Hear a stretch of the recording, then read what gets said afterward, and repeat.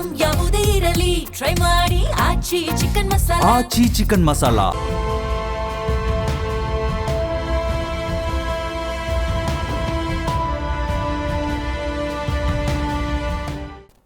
ನಮಸ್ಕಾರ ವೀಕ್ಷಕರೇ, ಅಖಂಡ ಜ್ಯೋತಿಷ್ಯ ವಿಶೇಷ ಕಾರ್ಯಕ್ರಮಕ್ಕೆ ಸ್ವಾಗತ. ನಾನು ಚಂದನಾ ಹಿರೇಮಠ್. ವೀಕ್ಷಕರೇ, ನಮ್ಮ ಇವತ್ತಿನ ಕಾರ್ಯಕ್ರಮದಲ್ಲಿ ಪರಾಭವ ನಾಮ ಸಂವತ್ಸರದ ಕೊನೆಯ ರಾಶಿಯಾದಂಥ ಮೀನರಾಶಿಯ ಕುರಿತು ಮಾತನಾಡ್ತಾ ಹೋಗೋಣ. ಈ ಕುರಿತು ತಿಳಿಸಲು ನಮ್ಮೊಟ್ಟಿಗಿದ್ದಾರೆ ಖ್ಯಾತ ಜ್ಯೋತಿಷ್ಯರು, ಕಾಮಾಖ್ಯ ಪ್ರತ್ಯಂಗಿರ ಉಪಾಸಕರಾದ ಡಾಕ್ಟರ್ YSK ಆಚಾರ್ಯ ಗುರುಗಳು. ಗುರುಗಳೇ, ಕಾರ್ಯಕ್ರಮಕ್ಕೆ ಸ್ವಾಗತ. ನಮಸ್ಕಾರಪ್ಪ. ಓಂ ಅಸ್ಮದ್ ಗುರುಭ್ಯೋ ನಮಃ, ಅಸ್ಮತ್ ಪರಮಗುರುಭ್ಯೋ ನಮಃ, ಅಸ್ಮತ್ ಸರ್ವಗುರುಭ್ಯೋ ನಮಃ. ಹ್ರೀಂ ಭುವನೇಶಿ ಮಹಾಮಾಯೆ ಸೂರ್ಯಮಂಡಲರೂಪಿಣಿ ನಮಾಮಿ ವರದಂ ಶುಭಂ ಕಾಮಾಖ್ಯಾರೂಪಿಣಿ ಶಿವೆ. ಹೈಂ ಹ್ರೀಂ ಶ್ರೀಂ ಶ್ರೀಮಾತ್ರೇ ಲಲಿತಾಂಬಿಕಾಯೈ ನಮಃ.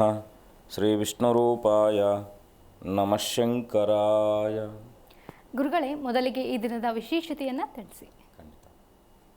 ಓಂ ಆದಿನಾರಾಯಣಂ ವಿಷ್ಣುಂ ಬ್ರಹ್ಮಾಣಾಂಚ ವಸಿಷ್ಠಕಂ ಶ್ರೀರಾಮಂ ಮಾರುತಿಂ ವಂದೇ ರಾಮದಾಸಂಚ ಶ್ರೀಧರಂ. ನಮಃ ಶಾಂತಾಯ ದಿವ್ಯಾಯ ಸತ್ಯಧರ್ಮಸ್ವರೂಪಿಣೇ ಸ್ವಾನಂದಾಮೃತತೃಪ್ತಾಯ ಶ್ರೀಧರಾಯ ನಮೋ ನಮಃ. ಸದ್ಗುರು ಶ್ರೀಧರ ಚರಣಾಭ್ಯಾಂ ನಮಃ. ಹ್ರೀಂ ಕ್ಷಂ ಹ್ರೀಂ ಗುರು ಅಯಗ್ರೀವ ದತ್ತ ಪರಬ್ರಹ್ಮಣೇ ನಮಃ. ಸಮಸ್ತ ವೀಕ್ಷಕರಿಗೂ, ದೇಶದ ಅನ್ನದಾತರಿಗೂ, ದೇಶವನ್ನು ಕಾಯುವ ಸೈನಿಕರಿಗೂ, ದೇಶಕ್ಕೆ ತಮ್ಮದೇ ಆದ ಕೊಡುಗೆ ಕೊಡ್ತಾ ಇರತಕ್ಕಂಥ ಎಲ್ಲ ಚಾಲಕ ಸನ್ಮಿತ್ರರಿಗೂ ನನ್ನ ಆರಾಧ್ಯ ಮಾತೆಯಾದ ಮಾ ಕಾಮಾಖ್ಯ ಪ್ರತ್ಯಂಗಿರಾ ದೇವಿಯು ಸಂಪೂರ್ಣವಾಗಿರ್ತಕ್ಕಂಥ ಅನುಗ್ರಹವನ್ನು ಅನುಗ್ರಹಿಸಿ ನಿಮ್ಮೆಲ್ಲರ ಮನೋಕಾಮನೆಗಳು ಕೂಡ ಜಗದಂಬೆ ಅನುಗ್ರಹದಿಂದ ಸಿದ್ಧಿಸುವ ಹಾಗೆ ಆಗಲಿ ಅಂತೇಳಿ ಆ ತಾಯಿಯಲ್ಲಿ ಅನನ್ಯವಾಗಿ ಪ್ರಾರ್ಥಿಸಿ ಅವಳ ಅಡಿದಾವರಗಳಿಗೆ ವಂದಿಸಿ ಇವತ್ತಿನ ದಿನವನ್ನು ನೋಡಿದಾಗ ಬಹಳ ಮುಖ್ಯವಾಗಿ ನಾವು ಇನ್ನೇನು ಮಾರ್ಚ್ ಅಂತ್ಯದಲ್ಲಿದ್ದೀವಿ, ಇನ್ನೇನು ಏಪ್ರಿಲ್ ಪ್ರಾರಂಭ ಆಗ್ತಾ ಇರತಕ್ಕಂಥದ್ದು. ಬಹಳ ವಿಶೇಷವಾಗಿ ಪರಾಭವನಾಮ ಸಂವತ್ಸರ, ಅದರಲ್ಲೂ ಕೂಡ ಉತ್ತರಾಯಣೆ ವಸಂತ ಋತುವಿನ ಚೈತ್ರ ಮಾಸ, ಇನ್ನು ಶುಕ್ಲ ಪಕ್ಷದ ತ್ರಯೋದಶಿ ತಿಥಿ ಇರ್ತಕ್ಕಂಥದ್ದು. ಉಪರಿ ಚತುರ್ದಶಿ ಬಂದಿದೆ, ಆದರೆ ತ್ರಯೋದಶಿ ಇರ್ತಕ್ಕಂಥದ್ದಾಗಿದೆ. ಆದರೆ ಈ ಒಂದು ಪುಬ್ಬ ನಕ್ಷತ್ರಯುಕ್ತವಾಗಿ ಮಂಗಳವಾರ ಬಂದಾಗ ಏನಪ್ಪ ಅಂದರೆ ಬಹಳ ಮುಖ್ಯವಾಗಿ ನಮ್ಮ ಬದುಕಿನಲ್ಲಿ ನಮ್ಮ ಒಡನಾಟದಲ್ಲಿ ಸುದೀರ್ಘವಾಗಿ ಪ್ರಯಾಣ ಮಾಡ್ತಕ್ಕಂಥವ್ರು ಯಾರಾದರೂ ಇದ್ದರೆ ಅದು ಪತಿಪತ್ನಿಯರು ಮಾತ್ರ. ಈ ಪತಿಪತ್ನಿಯರ ವಿರಸಗಳು ಅನೇಕ ರೀತಿಯಾದ ತೊಂದರೆಗಳಿಗೆ ಕಾರಣ ಆಗ್ತಕ್ಕಂಥದ್ದಾಗುತ್ತೆ. ಹಾಗಾಗಿ ಈ ಒಂದು ಪತಿಪತ್ನಿಯರು ಬಹಳ ಮುಖ್ಯವಾಗಿ ಇವತ್ತು ಅನಗತ್ರಯೋದಶಿ ಅಂತೇಳಿ ಈ ಒಂದು ತ್ರಯೋದಶಿಯನ್ನು ಕರಿತೀವಿ. ಚೈತ್ರ ಮಾಸದ ಶುಕ್ಲ ಪಕ್ಷದ ತ್ರಯೋದಶಿಯನ್ನು ಅನಗತ್ರಯೋದಶಿ ಅಂತ ಕರಿತೀವಿ.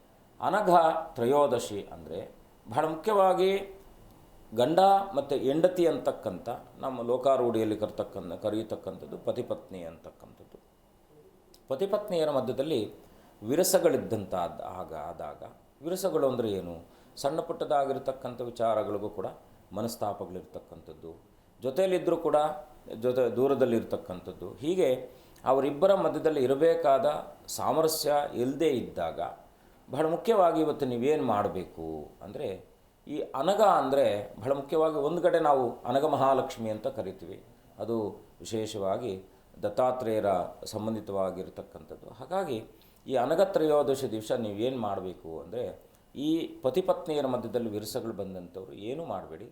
ನಿಮ್ಮ ಗಂಡನ ದಿಮ್ಮಿನ ಕೆಳಗಡೆ ಹಕ್ಕಿಯನ್ನು ಇಡಿ.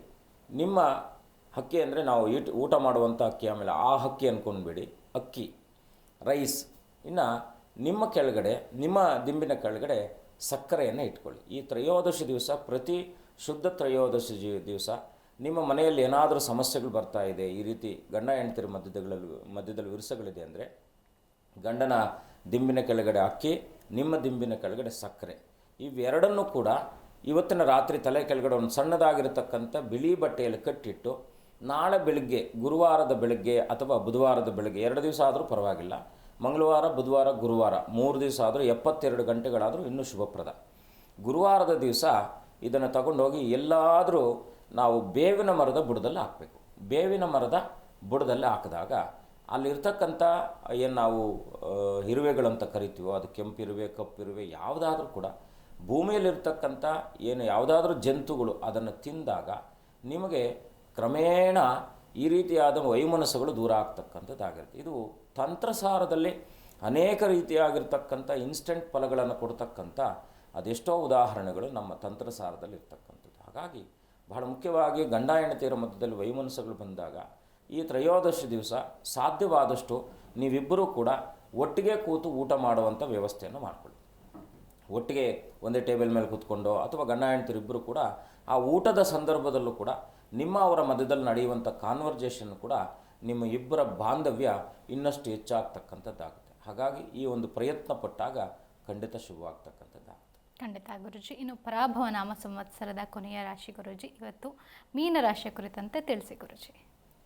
ಓಂ ಬೃಹಸ್ಪತಿ ಅತಿಯಧರ್ಯೋ ಅರ್ಹ ಆಧಿಮತು ಬಾತು ಕ್ರತುಮಜ್ಜನೇಶು ಯದ್ದೇದಯಚ್ಚ ವಸರ್ತ ಪ್ರಜಾಸ ತದಸ್ಮಾಹಿ ದ್ರವಿಣಂ ದೇಹಿ ಚಿತ್ರಂ ಭಾವೋಂ ಆಂಗೀರಸಾಯ ವಿದ್ಮಹೇ ಸುರಾಚಾರ್ಯಾಯ ಧೀಮಹೇ ತನ್ನೋ ಬೃಹಸ್ಪತಿ ಪ್ರಚೋದಯಾತೆ. ಓಂ ದೇವಾನಾಂಚ ಋಷೀನಾಂಚ ಗುರುಂ ಕಾಂಚನ ಸನ್ನಿಭಂ ಬುದ್ಧಿಭೂತಂ ತ್ರಿಲೋಕೇಶಂ ತಂ ನಮಾಮಿ ಬೃಹಸ್ಪತಿಂ. ಗುಂ ಗುರುಭ್ಯೋ ನಮಃ, ಗುಂ ಗುರುಭ್ಯೋ ನಮಃ, ಗುಂ ಗುರುಭ್ಯೋ ನಮಃ. ಗುರುವಿನ ಗುಲಾಮನಾಗುವ ತನಕ ದೊರಕದಣ್ಣ ಮುಕುತಿ ಅಂತೇಳಿ ದಾಸಶ್ರೇಷ್ಠರು ಹೇಳಿರ್ತಕ್ಕಂಥ ಪದ. ಹಾಗೆ ಗುರು ಅಂತಕ್ಕಂಥವನು ಅವನನ್ನು ಬೃಹಸ್ಪತಿ ಅಂತ ಕರಿತೀವಿ. ಅಂದರೆ ಬೃಹತ್ ಆಕಾರದಲ್ಲಿ ಇರ್ತಕ್ಕಂಥ ಆ ಶಕ್ತಿ ಪ್ರಧಾನವಾದ ಜ್ಞಾನಕಾರಕನಾಗಿರ್ತಕ್ಕಂಥ ಗುರುವನ್ನು ಬೃಹಸ್ಪತಿ ಅಂತ ಕರಿತೀವಿ. ಮೀನರಾಶಿ ಕಾಲಪುರುಷನ ಜಾತಕದಲ್ಲಿ 12ನೆಯ ರಾಶಿ, ಜಲತತ್ವದ ರಾಶಿ.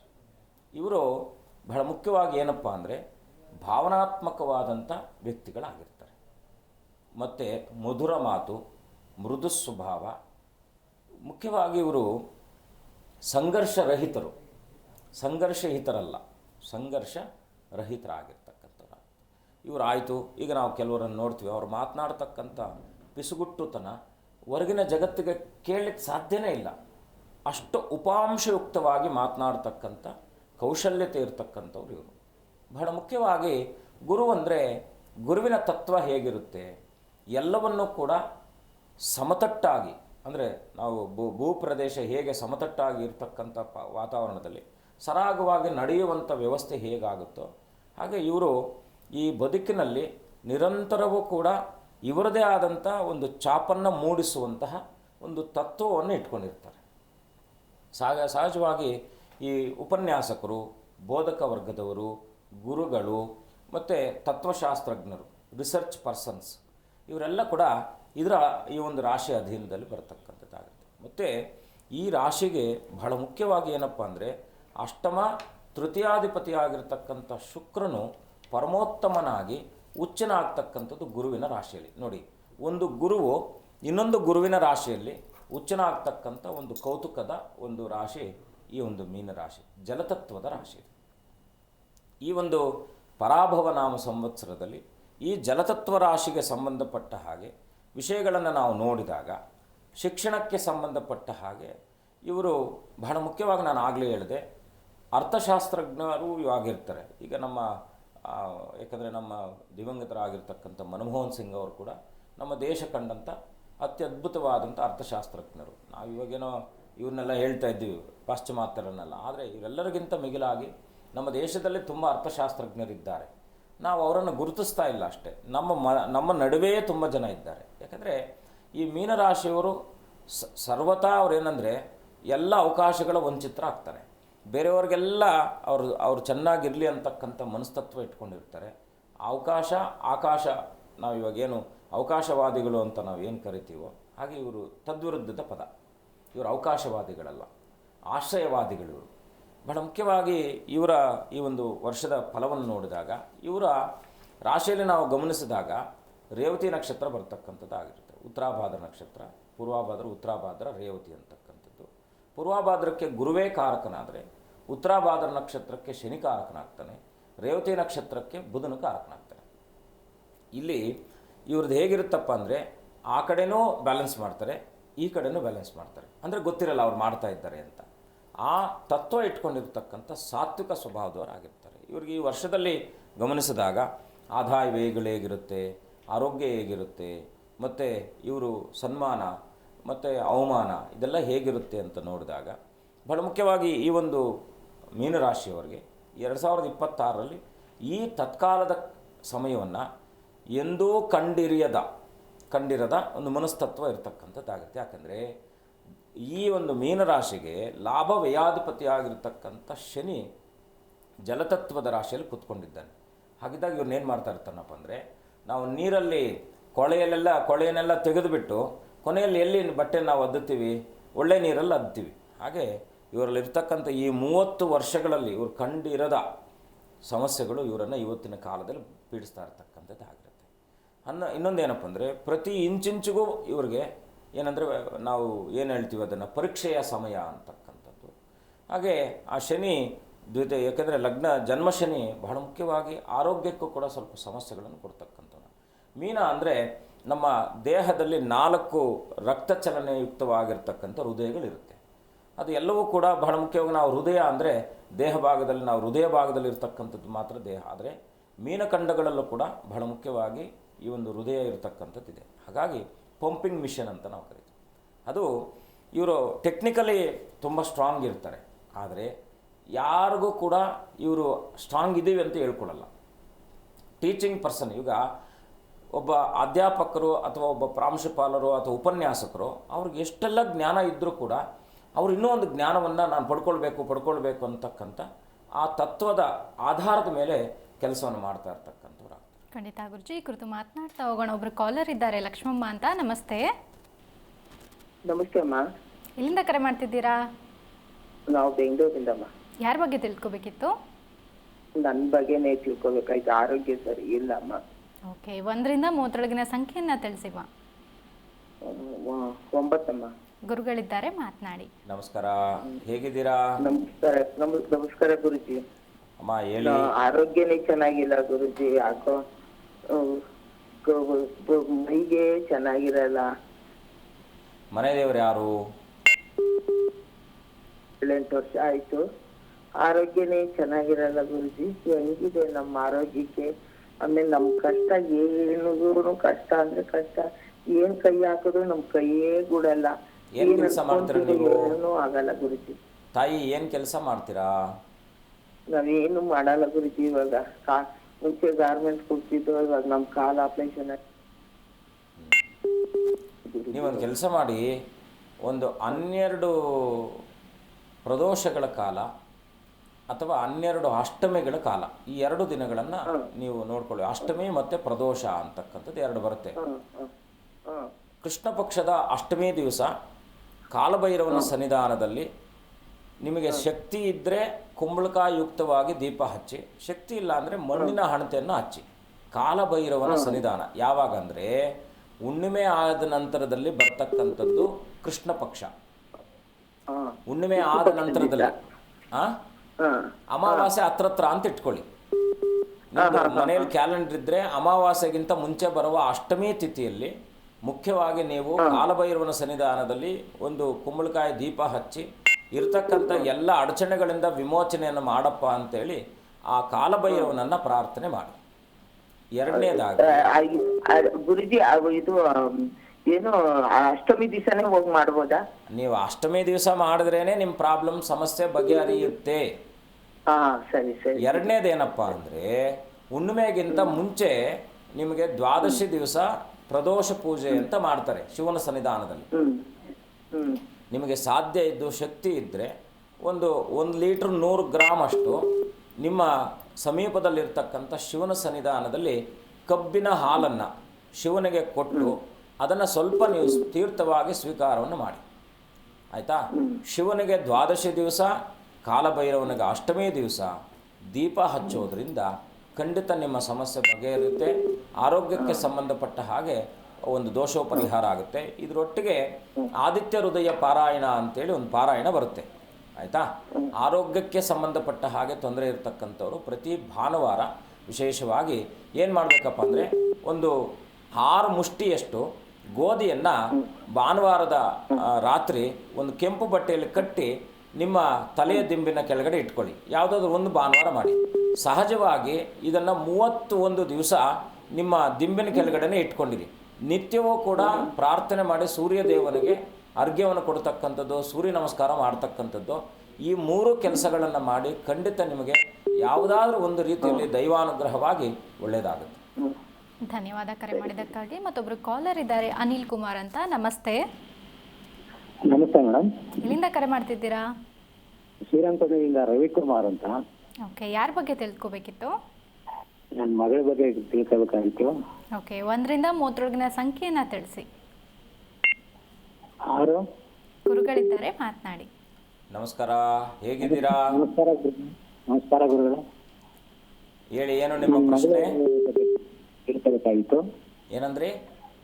ನನ್ನ ಮಗಳ ಬಗ್ಗೆ ತಿಳ್ಕೋಬೇಕಾಗಿತ್ತು ಗುರುಗಳೇ. ಏನು ಮಾಡ್ತಿದ್ದಾರೆ?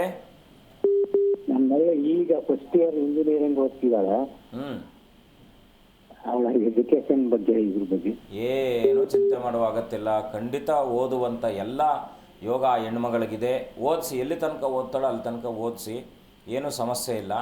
ಆದರೆ ನೀವೇನು ಮಾಡಬೇಕಪ್ಪ ಅಂದರೆ, ಆ ಹೆಣ್ಮಗಳಿಗೆ ಹೇಳಿ ಪ್ರತಿ ಗುರುವಾರ ಮನೆಯಲ್ಲಿ ಮುಖ್ಯವಾಗಿ ಆಕೆ ಮಲಗುವಂತಹ ಸ್ಥಾನದಲ್ಲಿ ಸ್ವಲ್ಪ ಪಚ್ಚಕರ್ಪೂರದ ನೀರನ್ನು ಪ್ರೋಕ್ಷಣೆ ಮಾಡಿ. ಅಥವಾ ಸೆಂಟ್ ನೀರು ಬರುತ್ತೆ ಗೊತ್ತಾ?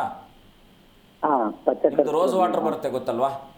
ರೋಸ್ ವಾಟರ್ ಮದುವೆ ಮನೆಗಳಲ್ಲೆಲ್ಲ ಮೊದಲು ಆ ರೋಸ್ ವಾಟರನ್ನು ಪ್ರತಿ ಗುರುವಾರ ಆ ಹೆಣ್ಮಗಳ ಹಾಸಿಗೆ ಮೇಲೆ ಆ ರೂಮನ್ನು ಫ್ರೆಶ್ ಮಾಡ್ಕೊಳ್ಳೋಕೆ ಹೇಳಿ. ಗುರುವಾರ ಗುರುಗಳ ದರ್ಶನ ಮಾಡ್ಕೊಳ್ಳಿ. ರೋಸ್ ವಾಟರ್ ಹಾಕಿ ಗುರುವಾರ ಸ್ನಾನ ಮಾಡೋದು. ಮನೆಯಲ್ಲೆಲ್ಲ ಅಂದರೆ ಆ ಹೆಣ್ಮಗಳ ರೂಮು ಎಲ್ಲಿ ಇರ್ತಾಳೋ ಆ ಸ್ಥಳನ ಸ್ವಲ್ಪ ಒಂದು ಬೌಲಲ್ಲಿ ರೋಸ್ ವಾಟರ್ ಹಾಕಿ ಆ ಮುಂದೆ ಓದುವ ಒಂದು ಟೇಬಲ್ ಮೇಲೆ ಇಟ್ಕೊಳ್ತಕ್ಕಂಥದ್ದು. ಹೀಗೆ ಮಾಡೋದ್ರಿಂದ ಮನಸ್ಸಿನಲ್ಲಿ ಏಕಾಗ್ರತೆ ಹೆಚ್ಚುತ್ತೆ. ಜೊತೆಗೆ ಆ ಹೆಣ್ಣುಮಗಳು ಏನು ಮನಸ್ಸಿನಲ್ಲಿ ಅಂದ್ಕೊಂಡಿರ್ತಕ್ಕಂಥ ಕೋರಿಕೆ ಏನಿದೆಯೋ ಅದು ಖಂಡಿತ ನೆರವೇರುತ್ತೆ. ಒಳ್ಳೆಯದಾಗಲಿ. ಧನ್ಯವಾದ ಕರೆ ಮಾಡಿದ್ದಕ್ಕಾಗಿ. ಗುರುಗಳೇ, ಇನ್ನು ಮೀನರಾಶಿ ಕುರಿತಂತೆ ಮಾತನಾಡ್ತಾ ಇದ್ವಿ. ಅವರ ಉದ್ಯೋಗ ಮತ್ತು ಶಿಕ್ಷಣ ಹೇಗಿರುತ್ತೆ ಗುರುಜಿ? ಶಿಕ್ಷಣಕ್ಕೆ ಏನೂ ಸಮಸ್ಯೆ ಇಲ್ಲ. ಉದ್ಯೋಗಕ್ಕೆ ಸ್ವಲ್ಪ ಸಮಸ್ಯೆ ಬರ್ಬೋದು. ಯಾಕಂದರೆ ಜನ್ಮಶನಿ ಇದ್ದಾನೆ, ವೇದದಲ್ಲಿ ರಾಹು ಇದ್ದಾನೆ. ಬಹಳ ಮುಖ್ಯವಾಗಿ ಏನಪ್ಪ ಅಂದರೆ, ಕುಂಭರಾಶಿಯಲ್ಲಿ ರಾಹು ಇರೋದರಿಂದ ಇವರು ದ್ವಂದ್ವ ಮನಸ್ಥಿತಿಯಲ್ಲಿ ಇರ್ತಾರೆ. ಯಾವುದನ್ನು ನಾವು ಕನ್ಫ್ಯೂಸ್ ಅಂತ ಏನು ಕರಿತೀವೋ ಆ ದ್ವಂದ್ವ ಮನಸ್ಥಿತಿಯಲ್ಲಿ ಇರ್ತಕ್ಕಂಥವ್ರು ಆಗ್ತಾರೆ. ಮತ್ತು ಸ್ವಲ್ಪ ವ್ಯಾಮೋಹ ಹೆಚ್ಚಿರ್ತಕ್ಕಂಥದ್ದಾಗಿರುತ್ತೆ. ವ್ಯಾಮೋಹ ಹೆಚ್ಚಾದಾಗ ಏನಾಗುತ್ತೆ, ಪತಿ ಪತ್ನಿಯರ ಮಧ್ಯದಲ್ಲಿ ಸ್ವಲ್ಪ ಏನಾದರೂ ವ್ಯಾಮೋಹಗಳು, ನಾವು ಅಮೃತವೂ ಕೂಡ ವಿಷ ಆಗುತ್ತೆ ಅಂತಕ್ಕಂಥದ್ದು. ಬಾಂಡಿಂಗಲ್ಲಿ ಸ್ವಲ್ಪ ಇವರಿಗೆ ಅಡೆತಡೆಗಳು ಬಂದಾಗ, ಯಾಕೆಂದರೆ ಇವರು ಭಾವನಾತ್ಮಕ ಜೀವಿ, ಭಾವಾದ್ವೇಗಕ್ಕೆ ಒಳಗಾಗ್ತಾರೆ. ಅಂದರೆ ನಾವು ಏನು ಹೇಳ್ತೀವಿ, ತಪಸ್ಸು ಮಾಡ್ತಾ ಇರ್ತಕ್ಕಂಥವನು ಉಗ್ರಕ್ಕೆ ಬಂದಾಗ ಏನಾಗುತ್ತೆ, ಈಗ ಸುಮಾರು ವರ್ಷಗಳ ಕಾಲ ತಪಸ್ಸು ಮಾಡಿರ್ತಾನೆ ಅವನು ಬಲ ಸಿಕ್ಕಿದ ತಕ್ಷಣ ಯಾರ ಮೇಲಾದರೂ ಯುದ್ಧ ಮಾಡೋಕ್ಕೆ ಶುರು ಮಾಡ್ತಾನೆ. ಹಾಗೆ ಪತಿ ಪತ್ನಿಯರ ಮಧ್ಯದಲ್ಲಿ ವಿರಸಗಳು ಬರ್ತಕ್ಕಂಥದ್ದಾಗಿರುತ್ತೆ. ಉದ್ಯೋಗಕ್ಕೆ ಸಂಬಂಧಪಟ್ಟ ಹಾಗೆ ಜೂನ್ 2 ತನಕ ಬಹಳ ಮುಖ್ಯವಾಗಿ ನಾವು ಯಾಕೆ ಎಲ್ಲ ರಾಶಿಯವರೆಗೂ ಬಹಳ ಮುಖ್ಯವಾಗಿ ಜೂನ್ 2ನೇ ತಾರೀಕು ನಾವು ಈ ಒಂದು ಗುರುಶಾಂತಿ ಮಾಡ್ತಾ ಇದ್ದೀವಿ ಅಂದರೆ, ರೇವಾಗ್ನಿ ಶಾಂತಿ ಅಂತಕ್ಕಂಥದ್ದು. ಅದರಲ್ಲೂ ಕೂಡ ಬಹಳ ಮುಖ್ಯವಾಗಿ ನಾವೊಂದು 5 ರಾಶಿಗಳನ್ನು ನಾನು ಏನು ತಿಳಿಸ್ತಾ ಇದ್ದೀನಿ, ಈ 5 ರಾಶಿಗಳಿಗೋಸ್ಕರವಾಗಿ ಸ್ಪೆಸಿಫಿಕ್ ಆಗಿ ನಾವು ಮಾಡ್ತಾ ಇರ್ತಕ್ಕಂಥ ಆ ಒಂದು ರೇವಾಗ್ನಿ ಶಾಂತಿ. ಇದರಿಂದ ಯಾರೆಲ್ಲ ಭಾಗವಹಿಸ್ತಾರೋ ಜೂನ್ 2ನೇ ತಾರೀಕು ಮಾಡ್ತಾ ಇರ್ತಕ್ಕಂಥದ್ದು ಖಂಡಿತ ನಾನು ಮೀನರಾಶಿಯವರು ಇರ್ಬೋದು, ತುಲಾ ರಾಶಿಯವರು ಇರ್ಬೋದು, ಮೇಷರಾಶಿಯವರು ಇರ್ಬೋದು, ಸಿಂಹರಾಶಿಯವರು ಇರ್ಬೋದು, ವೃಶ್ಚಿಕ ರಾಶಿಯವರು ಇರ್ಬೋದು, ಯಾರೆಲ್ಲ, ಯಾಕೆಂದರೆ ಎಲ್ಲ ರಾಶಿಯವರು ಮಾಡಬೇಕಾಗಿರ್ತಕ್ಕಂಥ ಅನಿವಾರ್ಯತೆ ಇರ್ತಕ್ಕಂಥದ್ದು. ಅದು ಮಾಡೋದ್ರಿಂದ ಒಳ್ಳೆಯದಾಗುತ್ತಾ ಅಂದರೆ ಖಂಡಿತ ಅವ್ರ ಭಾಗಿಗಳಾಗಿ ನಾವು, ಯಾಕೆಂದರೆ ಪ್ರತಿಯೊಬ್ಬರಿಗೂ ಕೂಡ ನಾವು ಅಲ್ಲಿ ಸಂಕಲ್ಪವನ್ನು ಮಾಡಿ ಅವರ ಬದುಕಿಗೆ ಬೇಕಾದಂಥದ್ದು. ಯಾಕೆಂದರೆ ದೇವರಿಗೆ ಮೊರೆ ಬಿಟ್ಟರೆ ಬೇರೆ ಏನೂ ಇಲ್ಲ. ನಾವು ಮಾಡ್ತಾ ಇರ್ತಕ್ಕಂಥ ಕೆಲಸನೇ ಮೊರೆ ಅಂತಕ್ಕಂಥ ಕೆಲಸ. ಹಾಗಾಗಿ ದೇವರನ್ನು ನಾವು ಸಂತೃಪ್ತಿ ಮಾಡಬೇಕಾದ್ರೆ ಪೂಜಾ ವಿಧಾನದಲ್ಲಿ 4 ವಿಧಾನಗಳಿದ್ದಾಗಲೂ ಕೂಡ ನಾವು ಯಾಕೆ ಯಜ್ಞಕ್ಕೆ ಪರಮಶ್ರೇಷ್ಠತೆಯನ್ನು ಕೊಡ್ತೀವಿ ಅಂದರೆ, ಯಾಗದಿಂದ ಎಲ್ಲವನ್ನು ಪಡ್ಕೊಂಡಿರ್ತಕ್ಕಂಥ ಉದಾಹರಣೆಗಳು ನಮ್ಮ ಶಾಸ್ತ್ರದಲ್ಲಿ ಇರ್ತಕ್ಕಂಥದ್ದಿದೆ. ಒಂದು ಪೂಜೆಯನ್ನು ಮಾಡಿದಾಗ ಆ ಒಂದು ಮನಸ್ಸಿಗೆ ಸಮಾಧಾನ ಸಿಗ್ತಕ್ಕಂಥದ್ದು ಮೊದಲನೇದಾಗಿ. ಗೋಚಾರದಲ್ಲಿ ಮತ್ತು ಗ್ರಹಚಾರಯುಕ್ತವಾಗಿರ್ತಕ್ಕಂಥ ದೋಷಾದಿಗಳನ್ನು ಪರಿಹಾರ ಮಾಡ್ತಕ್ಕಂಥ ಕೆಲಸವನ್ನು ಮಾಡ್ತಾಯಿದ್ವಿ. ಹಾಗಾಗಿ ಜೂನ್ 2ನೇ ತಾರೀಕು ಯಾರೆಲ್ಲ ನಮ್ಮ ವೀಕ್ಷಕರಿದ್ದಾರೋ ಇವರು ಖಂಡಿತವಾಗಿ ಯಾಕೆಂದರೆ ಆವತ್ತಿನ ದಿವಸ ತುಂಬ ಕಡೆ ಶಾಂತಿಗಳು ನಡೆಯುತ್ತೆ. ವಿಶೇಷವಾಗಿ ನಾವು ಮಾಡ್ತಾ ಇರ್ತಕ್ಕಂಥದ್ದು ರೇವಾಗ್ನಿ ಶಾಂತಿ. ಅದು ಯಾಕೆಂದರೆ ಆ ಅಗ್ನಿ ನಮ್ಮ ಕಷ್ಟಗಳೆಲ್ಲ ಅರಿದು ಹೋಗಲಿ ಅಂತಕ್ಕಂಥ, ಭಸ್ಮ ಆಗಲಿ ಅಂತಕ್ಕಂಥ ಉದ್ದೇಶದಿಂದ ಆ ಒಂದು ಸಂಕಲ್ಪವೇ ಅತ್ಯಂತ ಪ್ರಧಾನವಾಗಿರ್ತಕ್ಕಂಥದ್ದಾಗಿರುತ್ತೆ. ಅದರ ಜೊತೆಗೆ ನಾವು ಬರುವಂಥ ಎಲ್ಲ ಭಕ್ತಾದಿಗಳಿಗೂ ಅಥವಾ ಸೇವಾಕರ್ತರು ಏನು ನಾವು ಅಂದ್ಕೊಂಡಿರ್ತೀವೋ ಬರುವಂಥವ್ರಿಗೆ ಎಲ್ರಿಗೂ ಕೂಡ ನಮ್ಮದೇ ಆದಂಥ ಒಂದು ಒಂದು ಇದರಲ್ಲಿ ಅದಕ್ಕೊಂದು ಸಿದ್ಧಿ ಆಗಿರ್ತಕ್ಕಂಥ ಒಂದು ಬ್ರಾಸ್ಲೆಟ್ ಕೊಡ್ತಕ್ಕಂಥದ್ದು, ಅದನ್ನು ಧಾರಣೆ ಮಾಡೋದ್ರಿಂದ ಇವಾಗೆಲ್ಲ ಕರುಂಗುಲಿ ಮಾಲೆನ ನಾವು ಹೇಗೆ ಧಾರಣೆ ಮಾಡೋದ್ರಿಂದ ಯಾವ ರಾಶಿಯವರು, ಕೆಲವು ರಾಶಿಯವರು ಅದನ್ನು ಧಾರಣೆ ಮಾಡಿದ್ರೆ ನಕಾರಾತ್ಮಕವಾದದ್ದೇ ಬೆಳೆಯುತ್ತೆ. ಹಾಗಾಗಿ ನಾವು ಮುಖ್ಯವಾಗಿ ಅದಕ್ಕೆ ಜೀವವನ್ನು ತುಂಬಿ ಅದನ್ನು ಕೊಡುವಂಥ ಕೆಲಸ ಮಾಡ್ತಾ ಇರ್ತಕ್ಕಂಥದ್ದು, ಸ್ಫಟಿಕಲಿಂಗ ಕೊಡ್ತಕ್ಕಂಥದ್ದು ಅವ್ರು ನಿತ್ಯ. ಯಾಕೆಂದರೆ ಈ ರೀತಿ ಸಮಸ್ಯೆಗಳಲ್ಲಿದ್ದಂಥವರು ಇದನ್ನು ಮಾಡೋದರಿಂದ ಖಂಡಿತ ಒಳ್ಳೆಯದಾಗುತ್ತಾ ಅಂದರೆ ನನ್ನ ಅಭಿಪ್ರಾಯದಲ್ಲಿ, ನನ್ನ ನಂಬಿಕೆಯೆಲ್ಲ ಆಗುತ್ತೆ. ಅದೇ ನಂಬಿಕೆಯಿಂದ ನೀವು ಬಂದರೆ ಖಂಡಿತ ನಿಮ್ಗೆ ಒಳ್ಳೇದಾಗ್ತಕ್ಕಂಥದ್ದಾಗುತ್ತೆ. ಖಂಡಿತ ಗುರುಜಿ. ಕುರಿತು ಮಾತನಾಡ್ತಾ ಹೋಗೋಣ. ಮತ್ತೊಬ್ಬರು ಕಾಲರ್ ಇದ್ದಾರೆ, ರವಿಕುಮಾರ್ ಅಂತ. ನಮಸ್ತೆ. ನಮಸ್ತೆ. ಎಲ್ಲಿಂದ ಕರೆ ಮಾಡ್ತಿದ್ದೀರಾ? ದಾವಣಗೆರೆಯಿಂದ. ಯಾರ ಬಗ್ಗೆ ತಿಳ್ಕೊಬೇಕಿತ್ತು? ಮಗಳ ಬಗ್ಗೆ ತಿಳ್ಕೊಬೇಕಿತ್ತು. 1ರಿಂದ 30 ಸಂಖ್ಯೆಯನ್ನು ತಿಳಿಸಿ. 7. ಗುರುಗಳಿದ್ದಾರೆ, ಮಾತನಾಡಿ. ನಮಸ್ಕಾರ, ಹೇಗಿದ್ದೀರಾ? ನಮಸ್ಕಾರ ಒಳ್ಳೆ ಚೆನ್ನಾಗಿದ್ದೀವಿ. ಹೇಳಿ, ನಿಮ್ಮ ಪ್ರಶ್ನೆ ಏನಿದೆ? ತಾಯಿ ಒಳ್ಳೇದು ಮಾಡಲಿ. ಮಗಳು ಗೌರ್ಮೆಂಟ್ ನೌಕರಿ ಸಿಗುತ್ತಾ ಅಂತ ಕೇಳಕ್ಕೆ ಫೋನ್ ಮಾಡಿದೆ. ಏನು ಮಾಡ್ತಿದ್ದಾರೆ? BCA ಓದ್ತಿದ್ದಾರೆ. ಹಾಂ, ಅದು ಗೌರ್ಮೆಂಟ್ ನೌಕರಿ ಸಿಗುತ್ತಾ ಅಂತ ಕೇಳಕ್ಕೆ ಫೋನ್ ಮಾಡಿದೆ. ಏನು ಹೆಸರಿಟ್ಟಿದ್ದೀರಾ? ವರಲಕ್ಷ್ಮಿ ಅಂತ. ಮತ್ತೆ ವರವನ್ನೇ ಕೊಡ್ತಾಳೆ ಬಿಡಿ, ಯಾಕೆ ಚಿಂತೆ ಮಾಡ್ತೀರಾ? ಏನು ಪ್ರಾಬ್ಲಮ್ ಏನು ಇಲ್ವಲ್ಲ? ಅದೇ ಕೇಳಕ್ಕೆ ಫೋನ್ ಮಾಡಿದೆ, ನಾವು ಸಿಗುತ್ತಾ ಇಲ್ಲ ಅಂತಂದು. ಏನೂ ತೊಂದರೆ ಇಲ್ಲ, ಖಂಡಿತ. ಯಾಕಂದರೆ ಈ ಪ್ರಯತ್ನದಲ್ಲಿ ಸ್ವಲ್ಪ ಹಿನ್ನಡೆ ಆದರೂ ಮುಂದಿನ ಪ್ರಯತ್ನದಲ್ಲಿ ಖಂಡಿತ ಫಲ ಸಿಗ್ತಕ್ಕಂಥದ್ದಾಗುತ್ತೆ. ನೀವೇನು ಮಾಡಬೇಕು? ಪ್ರತಿ ಮಂಗಳವಾರ ಆ ಹೆಣ್ಣುಮಗಳ ಹೆಸರಿನಲ್ಲಿ, ಅಥವಾ ಹೆಣ್ಣುಮಗಳೇ ಹೋದರೂ ಕೂಡ ಪರವಾಗಿಲ್ಲ, ನಿಮ್ಮ ಒಂದು ಕ್ಷೇತ್ರದಲ್ಲಿ ಮನೆಯ ಸಮೀಪದಲ್ಲಿ ಯಾವುದಾದ್ರೂ ಆಂಜನೇಯನ ಸನ್ನಿಧಾನ ಇದ್ದರೆ ಒಂದು 9 ಮಂಗಳವಾರಗಳ ಕಾಲ 9 ದೀಪ ಹಚ್ಚಿ 9 ಬಾಳೆಹಣ್ಣನ್ನು ಅಲ್ಲಿರ್ತಕ್ಕಂಥ ಕೋತಿಗಳು, ಮಂಗ ಅಂತ ನಾವೇನು ಕೋತಿ ಅಂತ ಕರಿತೀವೋ, ಅಥವಾ ನೀವು ಯಾರಿಗಾದ್ರೂ ಕೊಡಿ, ಇಲ್ಲ ದೇವರಿಗೆ ಅರ್ಪಣೆ ಮಾಡಿಬಿಟ್ರು ಆಯಿತು. ಅಂದರೆ ಕೊಟ್ಬಿಡ್ಬೇಕು, ನೀವು ವಾಪಸ್ ತೊಗೊಳ್ಬಾರ್ದು. 9 ದೀಪ ಹಚ್ಚಿಟ್ಟು 9 ಬಾಳೆಹಣ್ಣನ್ನು ಆಂಜನೇಯನಿಗೆ ಕೊಟ್ಟು ಅನನ್ಯವಾಗಿ ಪ್ರಾರ್ಥನೆ ಮಾಡಿ, ನನ್ನ ಮಗಳ ಏನು ಈ ಒಂದು ಸಮಸ್ಯೆ ಹಿನ್ನಡೆ ಆಗ್ತಾ ಇದೆ, ಇದಕ್ಕೆ ಸತ್ಫಲವನ್ನು ಕೊಡಪ್ಪ ಅಂತೇಳಿ ಆಂಜನೇಯನನ್ನು ಪ್ರಾರ್ಥನೆ ಮಾಡಿ, ಖಂಡಿತ ಒಳ್ಳೆಯದಾಗುತ್ತೆ. ಧನ್ಯವಾದ ಕರೆ ಮಾಡೋದಕ್ಕಾಗಿ. ಗುರುಗಳೇನು ಮೀನರಾಶಿ ಕುರಿತು ಮಾತನಾಡ್ತಾ ಇದ್ವಿ, ಅವರ ಉದ್ಯೋಗ ಮತ್ತು ಶಿಕ್ಷಣದ ಬಗ್ಗೆ ತಿಳಿಸಿದ್ದೀರಾ. ಇನ್ನು ಆದಾಯ ಮತ್ತು ವ್ಯಯದ ಬಗ್ಗೆ ತಿಳಿಸಿ ಗುರುಜಿ. ಆದಾಯಕ್ಕೆ ಇವ್ರಿಗೇನು ತೊಂದರೆ ಬರಲ್ಲ, ಆದಾಯ ಇರ್ತಕ್ಕಂಥದ್ದಾಗಿರುತ್ತೆ. ಯಾಕೆಂದರೆ ಬಹಳ ಮುಖ್ಯವಾಗಿ ಇನ್ನೇನು ಪಂಚಮಕ್ಕೆ ಗುರು ಹೋದಾಗಲೂ ಕೂಡ ಇವರಿಗೆ ಅನುಕೂಲ ಆಗ್ತಕ್ಕಂಥದ್ದಾಗಿರುತ್ತೆ. ಸ್ವಲ್ಪ ಆರೋಗ್ಯದ ಸಮಸ್ಯೆ ಇರ್ತಕ್ಕಂಥದ್ದು, ಭಾಳ ಸ್ವಲ್ಪ ಗೃಹ ನಿರ್ಮಾಣ ಕಾರ್ಯಾದಿಗಳು ಕೂಡ, ಇವತ್ತು ಮನೆಗಿನೇ ಅದನ್ನೆಲ್ಲ ತೊಗೊಳ್ಬೇಕು, ಸೈಟ್ ತೊಗೊಳ್ಬೇಕು ಅಂದ್ಕೊಂಡಿರ್ತಕ್ಕಂಥವ್ರು ಕೂಡ ಈ ವರ್ಷದಲ್ಲಿ ಅವ್ರಿಗೆ ಅನುಕೂಲ ಆಗ್ತಕ್ಕಂಥದ್ದಾಗುತ್ತೆ. ಆದರೆ ಜೂನ್ ನಂತರದಲ್ಲಿ ಇವ್ರಿಗೆ ಸ್ವಲ್ಪ ಇನ್ನೊಂದು ಅನುಕೂಲ ಆಗ್ತದೆ. ಯಾಕೆಂದರೆ ಈಗ 2ನೇ ಮನೆಯಲ್ಲಿ ಧನಭಾವದಲ್ಲಿ ಬಹಳ ಜನ್ಮದಲ್ಲಿ ಶನಿ ಇರೋದರಿಂದ ಏನು ಮಾಡ್ತಾನೆ, ಎಲ್ಲವನ್ನು ಕೂಡ ಕುಂಠಿತ ಮಾಡ್ತಾನೆ. ಇವ್ರು ಏನು ಮಾಡಬೇಕಿದ್ದಕ್ಕಪ್ಪ ಅಂದರೆ, ಬಹಳ ಮುಖ್ಯವಾಗಿ ಮೀನರಾಶಿಯವರು ಏನನ್ನು ಮಾಡಿದ್ರೆ ಇವ್ರಿಗೆ ಅನುಕೂಲ ಆಗುತ್ತೆ ಅಂದರೆ, ಶನಿ ಅಂದರೆ ಯಾರು ಶ್ರಮಜೀವಿಗಳಿರ್ತಾರೋ ಅವರ ಪರವಾಗಿ ನಿಲ್ತಕ್ಕಂಥವನು ಶನಿ. ನಾವು ಪೌರ ಕಾರ್ಮಿಕರು, ಯಾರೆಲ್ಲ ತುಂಬ ಒಡನಾಟ, ಒಂದು ಹೋರಾಟವನ್ನು ಮಾಡ್ತಾ ಇರ್ತಕ್ಕಂಥ ಬದುಕಿರುತ್ತೆ. ಈಗ ಕೆಲವರು ನಾವೇನಂತೀವಿ ಸಂಘ ಸಂಸ್ಥೆಗಳೆಲ್ಲ ಕೂಡ ಏನೋ ವಿಚಾರದಲ್ಲಿ ಹೋಗ್ಬಿಟ್ಟು, ಈಗ ಎಲ್ಲ ಉದ್ಯೋಗದಲ್ಲಿದ್ದಂಥವ್ರು ಏನಾದರೂ ಸ್ಟ್ರೈಕ್ ಮಾಡ್ತಾರೆ. ಏನಕ್ಕೆ ಮಾಡ್ತಾರೆ?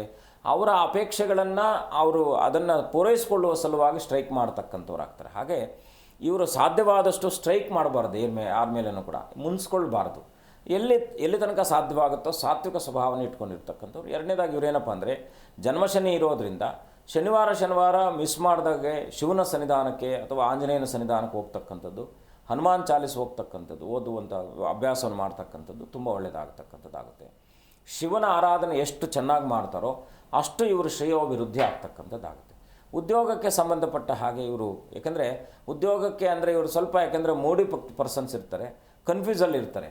ಈಗ ಅವರು ಆಮೇಲೆ ಯಾರಾದರೂ ಏನಾದರೂ ಮಾತನಾಡಿದ್ರೆ ಅವ್ರ ಕೈಲಿ ತಡ್ಕೊಳ್ಳಿಕ್ಕಾಗಲ್ಲ, ಬೇಗ ಎಮೋಷನ್ಸ್ ಆಗ್ತಕ್ಕಂಥವ್ರು ಆಗ್ತಾರೆ. ಹಾಗಾಗಿ ಈ ಒಂದು ಎಮೋಷನ್ಸನ್ನು ಇವರು ಕ್ಯಾರಿ ಮಾಡತಕ್ಕಂಥದ್ದು ತುಂಬ ಕಷ್ಟ ಇವ್ರಿಗೆ. ಯಾಕೆಂದರೆ ನಾವು ಒಂದು ರೀತಿಯಲ್ಲಿ ಹೇಳಬೇಕಾದ್ರೆ ಅದು ಇವ್ರಿಗೆ ಭಾವನಾತ್ಮಕ ಭಾವೋದ್ವೇಗ ಆದಾಗ, ಭಾವನ ಸಂಘಜೀವಿಗಳು ಇವ್ರಿಗೇನಾದರೂ ಒಂದು ಸಣ್ಣ ಮಾತಾದರೂ ಕೂಡ ತಡ್ಕೊಳ್ಳಿಕ್ಕೆ ಆಗದೇ ಇರತಕ್ಕಂಥ ಮನಸ್ತತ್ವ ಇರುತ್ತೆ. ಹಾಗಾಗಿ ಅದನ್ನು ಸಮಾಧಾನ ಮೆಡಿಟೇಷನ್ ಮಾಡಬೇಕು. ಗುರುವಿನ ತತ್ವ ಇರೋದರಿಂದ ಬೋಧಕರು, ಅರ್ಚಕರು, ಉಪನ್ಯಾಸಕರು, ಹೀಗೆ ತತ್ವಶಾಸ್ತ್ರಜ್ಞರು ಇದೆಲ್ಲ ಇರೋದರಿಂದ, ಮತ್ತು ಇನ್ನೊಂದೇನಪ್ಪ ಅಂದರೆ ತುಂಬ ಇವ್ರದ್ದು ಪೊಟೆನ್ಷಿಯಲ್ ಶಕ್ತಿ ಏನಪ್ಪ ಅಂದರೆ ಸಲಹೆಗಾರರು, ಒಳ್ಳೆ ಡಿಸೈನಿಂಗ್ ಮಾಡ್ತಕ್ಕಂಥವ್ರು ಆಗ್ತಾರೆ, ಟೆಕ್ನಿಕಲ್ ಚೆನ್ನಾಗಿ ಇದು ಮಾಡ್ತಕ್ಕಂಥವ್ರು ಆಗ್ತಾರೆ. ಇವಾಗ ಬರ್ತಾ ಇರತಕ್ಕಂಥ AI ಅಂತ ಏವಿಯೇಷನ್ಸ್ ಏನಿರೋದೋ ಅದರಲ್ಲೂ ಕೂಡ ಇವರು ತುಂಬ ಸ್ಫುಟತ್ವ ಇರತಕ್ಕಂಥದ್ದಾಗಿರುತ್ತೆ. ಹಾಗಾಗಿ ದ್ರವ ಪದಾರ್ಥಗಳನ್ನು ಹೆಚ್ಚು ಮಾರಾಟ ಮಾಡ್ತಕ್ಕಂಥದ್ದು. ಇನ್ನೊಂದೇನಪ್ಪ ಅಂದರೆ ಹೆಚ್ಚಿನ ರೀತಿಯಲ್ಲಿ ನೀರನ್ನು ಸೇವನೆ ಮಾಡಬೇಕು ಇವರು.